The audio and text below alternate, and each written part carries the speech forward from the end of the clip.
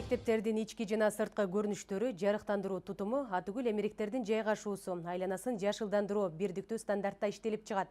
Ушуга ылайык ар бир орто мектептин тиешелүү иштери аткарылмакчы. Барды балдардын экологиялык билимин өстүрүү, техникалык жана психологиялык коопсуздугун камсыз кылууга багытталган. Программаны жүзөгө ашыруу үчүн сынамак Долбоор катары 12 мектеп тандалып алынды. Аларда үстүбүздөгү жылдын февраль айында башталган.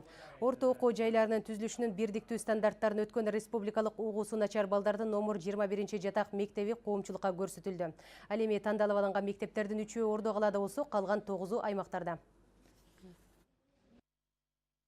Биздин 50% ушул мектептердин бүтүрүүчүлөрү мектепти бүтүп атканда өзүнүн ден соолугу боюнча бир нече проблемалар бар экен. Балдар мектептерде бир 5-7 саатка чейин күнүнө сабактарда болушат. Ошондуктан бул коопсуздук аябай маанилүү маселе болуп атат да биздин мектептерде.